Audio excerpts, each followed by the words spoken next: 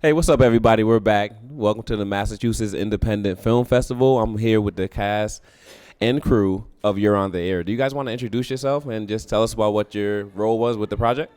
My name is Collin. I was the producer of the film.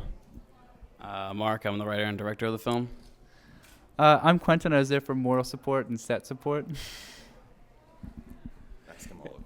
Yeah, we're going to ask Quentin all the questions. But speaking about You're on the Air, do you want to give us a little bit of description about what your project was about and why is it dear to your heart?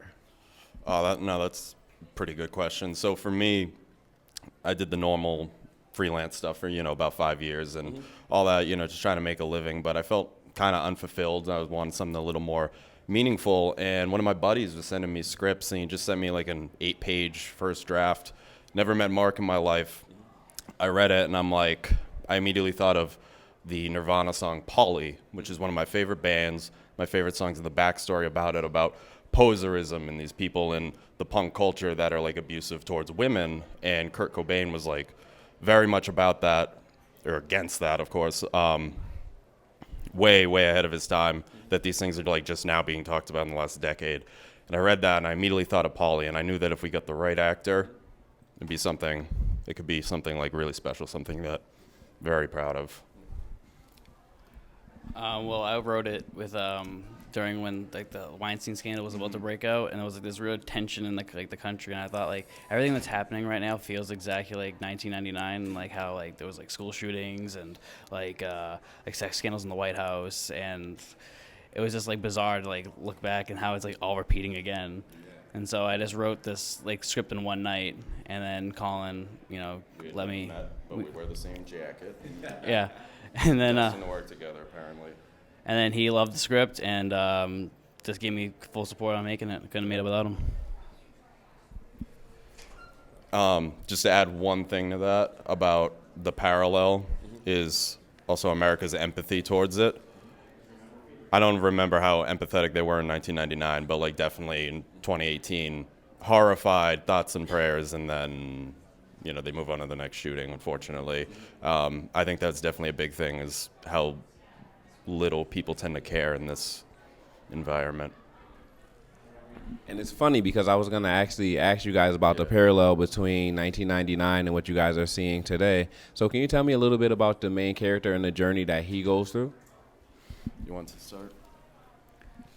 Well, I mean, he thinks he's like the voice of the people. He thinks he's like God's gift to grunge. God's gift to grunge, and he's but deep inside he's everything that he's not. He's nothing like he claims to be, and it's like nowadays you see a lot of people and they have put on performances as if they're a great person, but they're just like actually a poser and like really dark inside, and they have their own bad backstories and whatnot.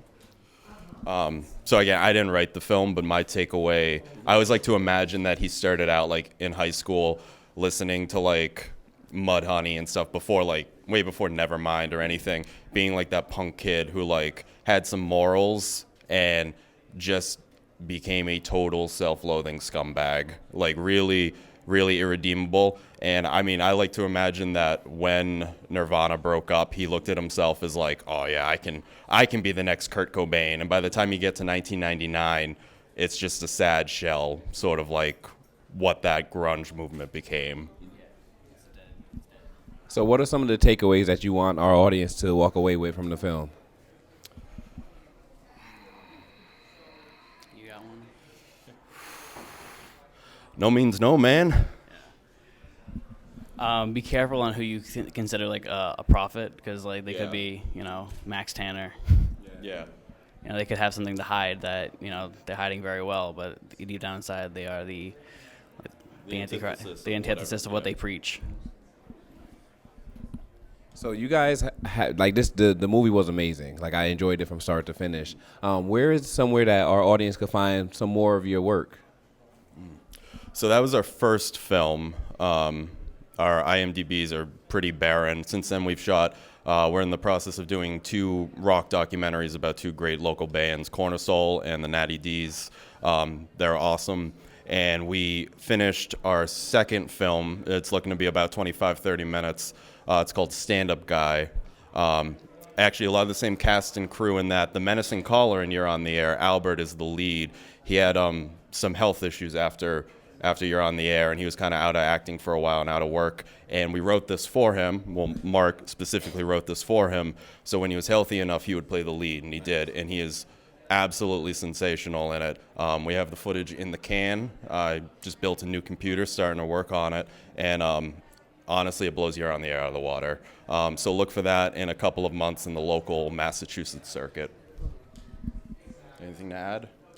No, but Stand Up Guy is also like a spiritual sequel to You're on the Air. And where can we find you guys online? You can definitely do the normal Facebook thing.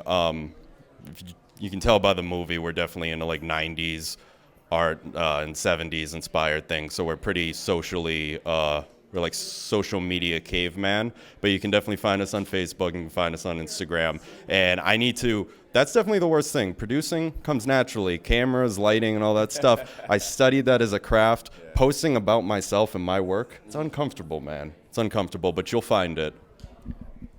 You can find me on Instagram. Just my name.